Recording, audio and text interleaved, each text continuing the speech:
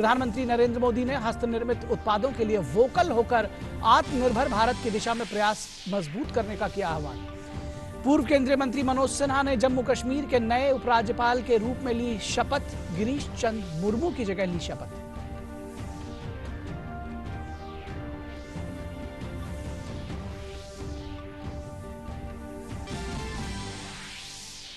भारत में कोविड-19 से स्वस्थ होने की दर में सुधार जारी। रिकवरी दर बढ़कर हुई 68%। 13,78,000 मरीज हुए स्वस्थ। मृत्यु दर घटकर हुई 2.05%। पिछले 24 घंटे में 6,39,000 से ज्यादा नमूनों की हुई जांच।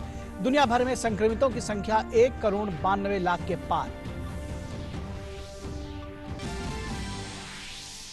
और श्रीलंका के प्रधानमंत्री महिंदा राजपक्षे आम चुनावों में अपनी पार्टी की शानदार जीत के बाद फिर से शपथ लेने को तैयार। इससे पहले प्रधानमंत्री नरेंद्र मोदी ने श्रीलंका के प्रधानमंत्री महिंदा राजपक्षे को श्रीलंका में संसदीय चुनाव के सफल आयोजन के लिए दी थी बधाई। प्रधानमंत्री नरेंद्र मोदी ने कहा है कि राष्ट्रीय शिक्षा नीति हमारे राष्ट्रीय मूल्यों से जुड़ेगी और हमारी भावी पीढ़ी को भविष्य के लिए तैयार करेगी। प्रधानमंत्री ने नई राष्ट्रीय शिक्षा नीति के तहत उच्च शिक्षा में परिवर्तनकारी सुधारों पर सम्मेलन को संबोधित किया। उन्होंने कहा कि नई राष्ट्रीय शिक्षा नीति 21वीं सदी के भारत की नींव तैयार करने वाली है। राष्ट्रीय शिक्षा नीति 21वीं सदी के भारत की नए भारत की फाउंडेशन तैयार करने वाली है। 21वीं सदी के भारत को हमारे युवाओं और हमारे युवाओं को जिस तरह की एजुकेशन की जरूरत है, जैसी स्किल्स चाहिए, राष्ट्रीय शिक्षा नीति पर इन बातों पर विशेष फोकस है। और प्रधानमंत्री ने कहा कि नई राष्ट्रीय शिक्षा नीति को लागू करने में सभी को भागीदारी अहम है। प्रधानमंत्री मोदी ने राजनीतिक इच्छा शक्ति को लेकर अपनी प्रतिबद्धता फिर जताई। अब सबकी निगाहें इसके इम्प्लीमेंटेशन की तरफ है। इस चैलेंज को देखते हुए व्यवस्थाओं को बनाने में जहां कहीं कुछ सुधार की आवश्यकता है, वो हमें सबको मिलकर के करना है और करना ही है। आप सभी राष्ट्रीय शिक्षा नीति के इम्प्लीमेंटेशन में और उस काम में सीधे तौर पर जुड़े हैं। आप सबकी भूमिका बहुत ज्यादा है, बहुत अहम है। जहां तक पॉलिटिकल विल की बात है, मैं पूरी तरह कमिटेड हूं। मैं पूरी तरह आपके साथ हूं।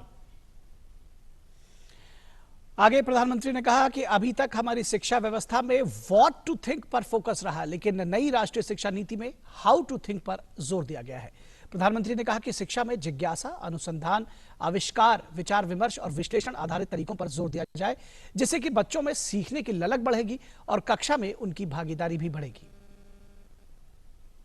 साथियों, अभी तक जो हमारी शिक्षा व्यवस्था है, उसमें व्हाट टू थिंक, मैं बहुत जिम्मेवारी से बोल रहा हूं, व्हाट टू थिंक पर फोकस रहा है, जबकि इस शिक्षा नीति में हाउ टू थिंक, उस पर बल दिया जा रहा है।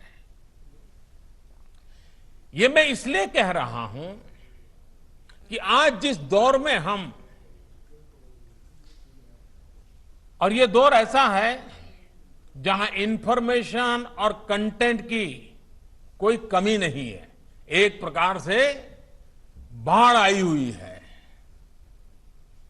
हर प्रकार की जानकारी आपके मोबाइल फोन पर अवेलेबल है। जरूरी यह है कि कौन सी जानकारी हासिल करनी है, क्या पढ़ना है। इस बात को ध्यान में रखकर ही राष्ट्रीय शिक्षा नीति में प्रयास किया गया है कि जो पढ़ाई के लिए लंबा चौड़ा सिलेबस होता है, ढेर सारी किताबें होती हैं, उसकी अनिवार्यता को कम किया जाए। अब कोशिश ये है कि बच्चों को सीखने के लिए inquiry based, discovery based, discussion based और एनालिसिस बेस्ड तरीकों पर जोर दिया जाए। केंद्रीय शिक्षा मंत्री रमेश पोखरियाल निशंक ने कहा कि प्रधानमंत्री नरेंद्र मोदी के नेतृत्व में भारत का सम्मान पूरी दुनिया में बढ़ रहा है और आने वाले समय में नई राष्ट्रीय शिक्षा नीति भारत को ज्ञान आधारित महाशक्ति बनाएगी। आत्मभरोसा होता है कि नहीं, हम लोग पूरे विश्व के प्रतिस्पर्धा में कहीं पीछे नहीं हैं। आत्मभरोसे के साथ नरेंद्र मोदी जी की अगुवाई में, उनके संरक्षण में, उनके मार्गदर्शन में जिस तरीके से सारे विश्व में भारत का नाम ऊंचा हो रहा है, जिस तरीके से भारत एक महाशक्ति के रूप में स्थापित हो रहा है, मुझे भरोसा है कि जो हमारी ये नई शिक्षा नीति 2020 आया है, जिसमें पूरे देश का जनमानस उत्सव और उल्लास मना रहे, ये हमारी जो नई शिक्षा नीति आ रही है, ये भारत को एक ज्ञान आधारित महाशक्ति के रूप में स्थापित करेगा। जब पूरी दुनिया को भारत पर गर्व होगा। और नई शिक्षा नीति पर बच्चों ने भी खुशी जताई है। नई राष्ट्रीय शिक्षा नीति पर आज प्रधानमंत्री के उद्घाटन भाषण पर वाराणसी के बच्चों ने कहा कि इस नीति से पुस्तकों का भार कम होगा। वाराणसी, काशी प्राचीन काल से शिक्षा की नगरी रही है। 3 विश्वविद्यालय हैं यहाँ पर, कितने कॉलेज हैं और छोटे स्कूलों की, जो छोटे बच्चों के स्कूल हैं, उनकी तो संख्या बहुत ही ज़्यादा है। नई शिक्षा नीति जिसके बारे में प्रधानमंत्री जी अभी संबोधित कर रहे थे, लोगों ने देखा यहाँ पर, और जिन लोगों पर इसका असर पड़ेगा, काशी के ऐसे ही लोगों से हम प्रतिक्रिया ले रहे हैं। एक छोटी बच्ची है जो इसने देखा है अभी, वो क्या शिक्षा नीति के बारे में क्या समझ में आया आपको? मेरा नाम श्री सिंह है, मैं क्लास 4th में पढ़ती हूँ। आज मैंने टीवी पे नरेंद्र मोदी जी को न्यू एजुकेशन पॉलिसी के बारे में बोलते हुए सुना था। इस न्यू एजुकेशन पॉलिसी की वजह से हम लोग के स्कूल का बैग का बोझ कम हो जाएगा। न्यू एजुकेशन पॉलिसी की सबसे अच्छी बात है जो skill development, regular skill development की बात कही गई है, वो बहुत अच्छी है। रीजनल लैंग्वेजेस पे जो पढ़ाई की बात हो रही है कि क्लास 5 तक सिर्फ रीजनल लैंग्वेज में ही पढ़ाई हो, नई लैंग्वेजेस इंट्रोड्यूस ना की जाए। और तीसरी सबसे अच्छी बात है रिसर्च को इंटरनेशनल लेवल पे ले जाने की बात।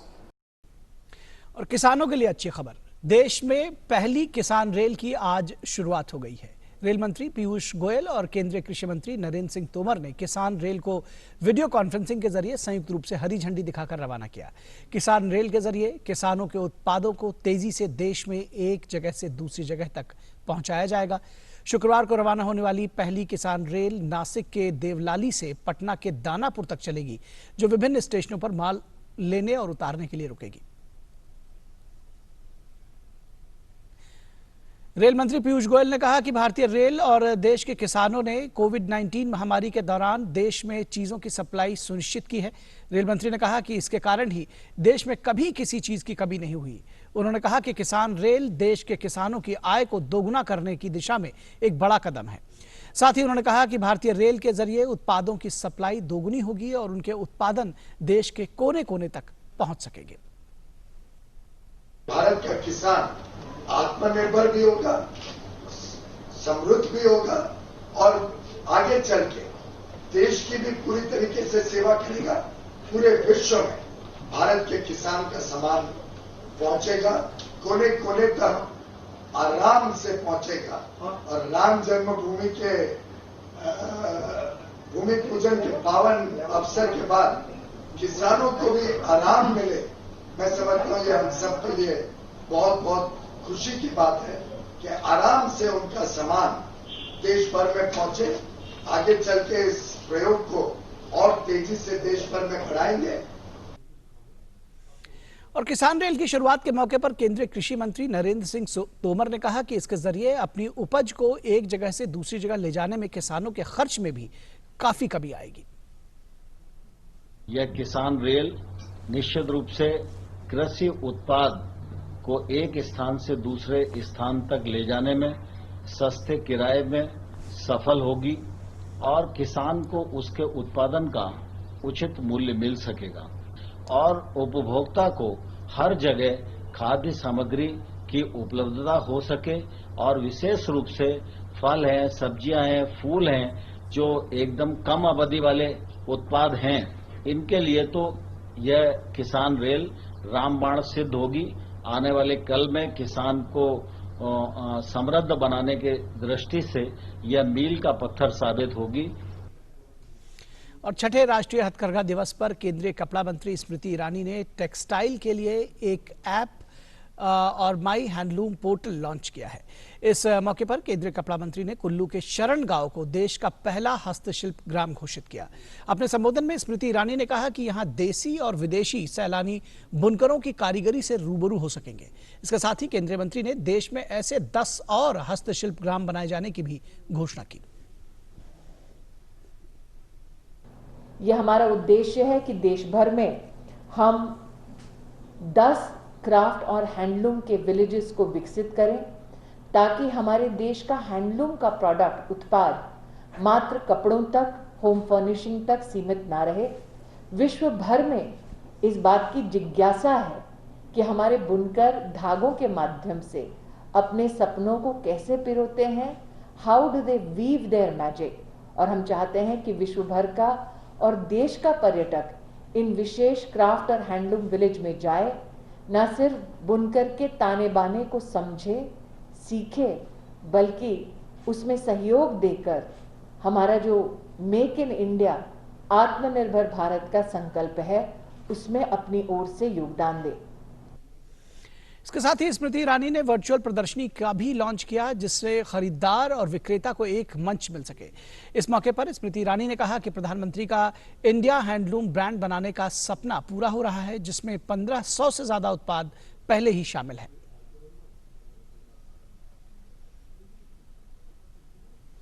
2015 में माननीय प्रधानमंत्री जी ने उल्लेख किया कि हम सब मिलकर एक इंडिया हैंडलूम ब्रांड को विकसित करें। ध्येय ये था कि हमारे देश के जो बुनकर हैं उनको एक ऐसा प्लेटफॉर्म मिले जिसके अंतर्गत वो हमारे कंज्यूमर्स को क्वालिटी प्रोडक्ट इंश्योर करें। आज माननीय मुख्यमंत्री जी के डिजिटल उपस्थिति में मुझे ये कहते हुए हर्ष है कि 2015 से लेकर अब तक इंडिया हैंडलूम ब्रांड के अंतर्गत 1590 प्रोडक्ट्स का रजिस्ट्रेशन हो चुका है। 180 से ज्यादा इसमें प्रोडक्ट कैटेगरीज हैं। हम चाहते हैं कि कंज्यूमर अवेयरनेस को और कंज्यूमर एक्सपीरियंस को बल मिले। और अब आपको सीधे लिए चलेंगे एक प्रेस कॉन्फ्रेंस में जिसे केंद्रीय मंत्री रामविलास पासवान संबोधित कर रहे हैं। उसके बाद अप्रैल माह में जो वितरण किया गया वो क्या कहते हैं कि किया गया 47.50 लाख मिलियन टन, जिसमें 75 करोड़ लाभार्थी थे। मई में किया गया 37.50 लाख टन, जून में किया गया 36.54 लाख टन। तो कुल मिलाकर के 3 महीना जो था उस 3 महीना में क्या कहते हैं कि अप्रैल मई जून में जो है जो फर्स्ट फेज हमारा था उसमें 93% क्या कहते हैं कि वितरण किया गया। उसके बाद जो है जो दाल था फर्स्ट फेज में उसकी आवश्यकता थी अप्रैल मई जून के लिए 5.87 लाख मिलियन टन, और उसमें से डिस्पैच जो है 5.83 लाख मिलियन टन जो है राज्य को दे दिया गया है, और जिसमें से जो है 5,80,00,000 टन राज्य ने जो है उठा भी मतलब पहुंच गया है, और 5.5323 लाख मिलियन टन का वितरण क्या कहते हैं कि हो चुका है। इस तरह करके कुल मिलाकर के आप देखेंगे तो जो दाल था फर्स्ट फेज का वो क्या कहते हैं कि 90% जो है उसका क्या कहते हैं कि वितरण जो है हो चुका है। जहां तक जो है ये प्रधानमंत्री का जो अभी सेकेंड फेज में अन्य गरीब कल्याण योजना का सेकेंड फेज चल रहा है 1 जुलाई से, तो इसकी शुरुआत क्या कहते हैं कि हो गई और नवंबर 2020 तक ये जारी रहेगा। इस दौरान में कुल मिलाकर के 201 लाख मिलियन टन अनाज का वितरण और 81 करोड़ लाभार्थी के बीच में मुफ्त दिया जाएगा। साथ ही 12 लाख मीट्रिक टन जो है वो चने का वितरण भी जो है 19.4 करोड़ परिवार के बीच में किया जाएगा। इसके बाद जो है जहां तक अनाज का सवाल है और जुलाई माह में किया गया वितरण जो है अनाज चावल का, ये जो है किया गया वितरण जो है 24.95 लाख टन जो है वो जुलाई में किया गया है। अगस्त में जो है 72.711 लाख 711 मीट्रिक टन, मतलब 1% 62% तो हो गया जुलाई के महीने में जो है डिस्ट्रीब्यूट हो गया और करीब 2% करीब जो है क्या कहते हैं कि जो है अगस्त के महीने का जो है डिस्ट्रीब्यूशन क्या कहते हैं कि हो गया है। तो जो जुलाई का महीना है वो जुलाई के महीने में जो है स्टेट वाइज भी क्या कहते हैं हमारे पास में स्टेट वाइज है, दे दीजिए तो स्टेट वाइज हमारे पास में है। उसके बाद जो है गरीब कल्याण योजना 2 जो है उसमें क्या कहते हैं कि 4 यूटी को केवल गेहूं का आवंटन और 15 राज्य को केवल चावल का आवंटन और शेष 17 राज्यों को जो है गेहूं चावल दोनों क्या कहते हैं कि दिया जा रहा है।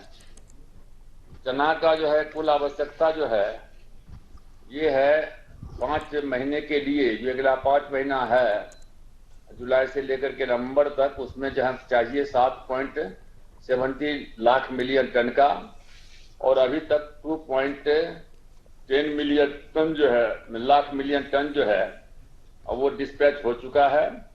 1.56 लाख मिलियन टन राज्य में पहुंच चुका है। उसके बाद जो है 11.7 लाख मिलियन टन चना का वितरण किया जा चुका है। ये क्या है मतलब है 11 अच्छा मीट्रिक टन है ये, हाँ मीट्रिक टन है। 11,797 मीट्रिक टन चना का वितरण किया जा चुका है। ये सब भारत सरकार पूर्णतया इसका वहन कर रही है। और उसके बाद से जो है 6 अगस्त तक जो है बफर स्टॉक में जो है हमारे पास में क्या कहते हैं कि दाल जो है वो 10.1 लाख मिलियन टन है। अलग अलग उसमें से दाल क्या कहते हैं कि है, जिसमें मूंग है 5.24 लाख मिलियन टन है, उड़द मूंग है वो तो हाँ तूर मूंग है 1.12 लाख मिलियन टन, उड़द है 2.10 लाख मिलियन टन, चना है 1.27 लाख मिलियन टन, मसूर है 27 metric tonne 0.27 lakh million tonne. तो चने का जो कुल उपलब्ध है जो दोनों मिलाकर के जो पीएसएस है और पीएसएफ है, तो ये दोनों मिलाकर के देखेंगे तो पीएसएस के पास में स्टॉक अभी भी जो है चना का जो है 27.72 लाख मिलियन टन है और पीएसआई के पास में जो है 1.27 लाख मैट्रिक क्या कहते हैं कि टन है। उसके बाद जो प्रवासी भारत हैं, ये प्रवासी मजदूर हैं, उनके लिए जो है जो आर्थिक पैकेज की घोषणा जो है की गई थी 14 मई को, उसके मुताबिक जो है 8 करोड़ राशन कार्ड जो है में फंसे हुए लोगों को जो 8 लाख मीट्रिक टन की स्वीकृति दी गई है और सभी प्रवासी भारतीयों के प्रति 5 किलोग्राम अनाज मई और जून के महीने में वितरण किए जाने का प्रावधान था। तो अब उसमें क्या है कि जो हम आपको एक बतला दें कि कितना मतलब कि एक क्विंटल जो होता है वो कितने मतलब कितना 100 क्या कहते हैं कि किलो कितने ग्राम का होता है? 1000 का सर जो है हाँ। किलो का। हाँ। 1 टन। हाँ? 1000 का 1 टन है ना? नहीं, हम वो नहीं करने। क्विंटल कितना हो गया? 10 क्विंटल। 10 क्विंटल है ना? तो कुल मिलाकर के जो है प्रत्येक परिवार को जो है हम लोग नवंबर के महीने तक जो ये आत्मनिर्भर नहीं, जो प्रधानमंत्री का योजना है, उस प्रधानमंत्री की योजना को हम लोगों ने जो अप्रैल से शुरू किया है, अप्रैल मई जून से हम लोग जो है पर महीना जो है कितना क्विंटल हो गया पर फैमिली, पर व्यक्ति? पर व्यक्ति सर 5 किलो हर महीने का है, तो 8 महीने का 40 हाँ। किलो हो गया पर व्यक्ति। हाँ, 40 किलो हर। हाँ, व्यक्ति मतलब 40 किलो मतलब कितना क्विंटल कितना हो गया? लगाइए तो 200 किलो हर फैमिली का। 200 किलो है ना? तो पर महीना कितना है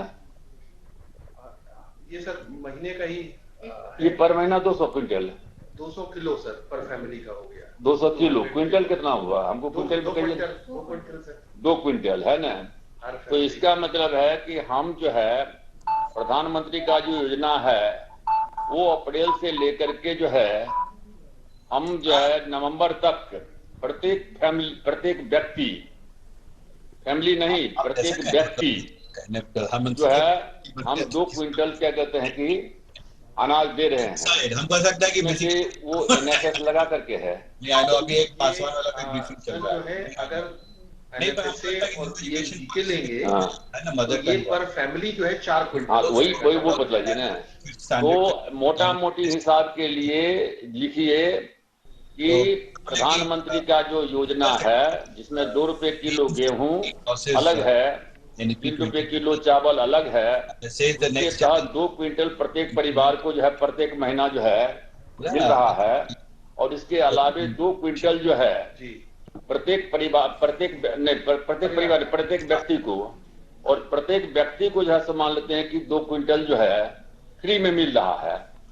तो कुल मिलाकर के 4 क्विंटल जो है ये सरकार की तरफ से मिल रहा है। यदि एक फैमिली को जाकर के देखिएगा तो करीब करीब एक परिवार में जो है एवरेज क्या कहते हैं कि 18 से 20 क्या कहते हैं कि क्विंटल हो जाता है। कितना 4 आदमी 5 आदमी परिवार होगा तो रफली 5 का है। 5 का है तो मतलब 20 हो गया ना। तो ये है तो मतलब ये बहुत बड़ी, मतलब कि कोई ऐसे देखने में नहीं लगता है, लेकिन 2 रुपए किलो गेहूं, 3 रुपए किलो चावल जो है वो हम 2 क्विंटल दे रहे हैं प्रत्येक महीना। उसके बाद क्या कहते हैं 2 क्विंटल और 2 क्विंटल पर फैमिली है। नहीं पर फैमिली हुआ सर। पर फैमिली कैसे हुआ? NFSA में और 2 क्विंटल PMGK में 200 किलो हुआ ना सर। 200 मतलब जो मानते हैं कि यहाँ जो है वो तो हम लोग दे रहे हैं, बेनिफिशियरी को दे रहे हैं। हाँ सर, प्रत्येक जो बेनिफिशियरीज हैं उसको 80 किलो मिलेगा सर। बेनिफिशियरी को जो है वो 5-5 किलो के हिसाब से सर। कितने क्विंटल कितना हुआ? 40 किलो। हमारे यहाँ नीतीश जी ने यही किया था, क्या किया था कि हमने वो 1 क्विंटल दे दिया, 1 क्विंटल दे दिया, तो यहाँ 4 क्विंटल फैमिली का हो गया। वही तो हमने कहा ना। नहीं, 4 क्विंटल फैमिली का कैसे होगा? एक आदमी का 80 किलो लगभग 1 क्विंटल पड़ रहा है। एक आदमी का लगभग 1 क्विंटल पड़ रहा है सर। तो एक आदमी का पर हेड 1 क्विंटल पड़ रहा है ना। 80 किलो। हाँ, पर फैमिली 1 क्विंटल पड़ रहा है, दोनों मिला करके, दोनों मिलाकर पड़ रहा है। और पर फैमिली 4 क्विंटल क्या कहते हैं कि कितना? 4 क्विंटल। तो प्रत्येक परिवार को हम लोग जो है प्रधानमंत्री का जो NFSA है, नेशनल फूड सिक्योरिटी एक्ट में, उसके तहत क्या कहते हैं कि जो है 2 क्विंटल दे रहे हैं और फ्री में क्या कहते हैं कि और 2 क्विंटल दे रहे हैं।